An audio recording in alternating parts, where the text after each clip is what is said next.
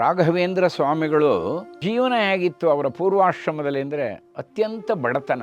ನೋಡಿ, ಇದ್ದಕ್ಕಿದ್ದಾಗೆ ಒಂದು ಘಟನೆ ನಡೆಯುತ್ತೆ. ಮನೆಯ ಬಾಗ್ಲತ್ರ ಒಬ್ಬ ವ್ಯಕ್ತಿ ಬರ್ತಾನೆ, ಕೂಗ್ತಾನೆ, ಅಮ್ಮ ವೆಂಕಟನಾಥ ಪಂಡಿತರ ಮನೆ ಇದೇನಾ ಅಂತ.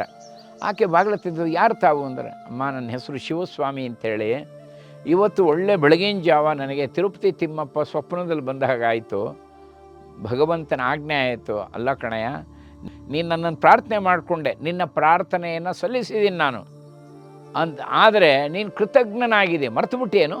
ಸ್ವಾಮಿ, ನಾನು ತಿರುಪತಿಗೆ ಬರೋಕ್ಕಾಗಲಿಲ್ಲ, ಈ ವಾರದಲ್ಲೇ ಬರ್ತೀನಿ, ನಂಗೆ ಬರೋಕ್ಕಾಗಲಿಲ್ಲ, ಕ್ಷಮಿಸು ಸ್ವಾಮಿ.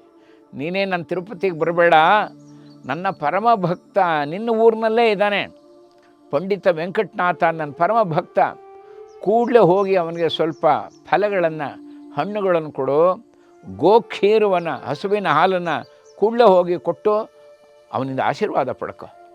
ಈ ಮಾತು ಕೇಳದೆ ಬೆಳಗಿನ ಜಾವ ತಕ್ಷಣ ಎದ್ದೆ, ಅಮ್ಮ ನಾನು ಈ ಹಾಲು ತಂದಿದ್ದೀನಿ, ಈ ಹಾಲನ್ನು ದಯವಿಟ್ಟು ತಗೊಳ್ಳಿ, ಇವತ್ತು ಬೆಳಗ್ಗೆ ಹಸುವಿನಿಂದ ಕರೆದಂಥ ಹಾಲು, ಈ ಹಣ್ಣುಗಳು ನಮ್ಮ ತೋಟದ್ದು, ಇದೆಲ್ಲ ಭಗವಂತ ಕೊಟ್ಟಿದ್ದು, ಅವನ ಆಜ್ಞೆ ಅಂತ ತಂದಿದ್ದೀನಿ ಅಂತ ತಂದಿಟ್ಬಿಟ್ಟು ವೆಂಕಟನಾಥ ಅವರಿಗೆ ಅಲ್ಲಿಂದಲೇ ನಮಸ್ಕಾರ ಮಾಡಿ, ದೀರ್ಘದಂಡ ನಮಸ್ಕಾರ ಮಾಡಿ ಶಿವಸ್ವಾಮಿ ಹೊರಟೋಗ್ತಾನೆ.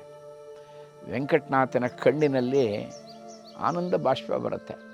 ನೋಡಿದ್ಯಾ ಸರಸ್ವತಿ, 2 ದಿವಸದಿಂದ ನಮಗೇನೂ ಇಲ್ಲ ಅಂತ ಇದ್ವಿ, ಭಗವಂತ ನೋಡು ತಕ್ಷಣ ಕಳಿಸ್ಕೊಟ್ಟ. ಆದರೆ ಒಂದೇ ಒಂದು ವಿಷಯ, ಅವನಲ್ಲಿ ಭಗವಂತ ನನ್ನ ಪರಮ ಭಕ್ತ ಇದ್ದಾನೆ ಅಂತ ಹೇಳಿಬಿಟ್ನಲ್ಲ. ನಾನು ಯಾವ ಪರಮ ಭಕ್ತ? ಭಗವಂತನಿಗೊಂಚೂರು ನೈವೇದ್ಯ ಮಾಡೋಕ್ಕೆ ಸ್ವಲ್ಪ ಆಹಾರ ಇಲ್ಲ ನಮ್ಮ ಮನೆಯಲ್ಲಿ. ಭಗವಂತ ನೈವೇದ್ಯ ಮಾಡೋಕ್ಕೆ ಒಂಚೂರು ಸಕ್ಕರೆ ಇಲ್ಲ, ಬೆಲ್ಲ ಇಲ್ಲ, ಇಲ್ಲ ಒಣದ್ರಾಕ್ಷಿ ಇಲ್ಲ, ಏನೂ ಇಲ್ಲ.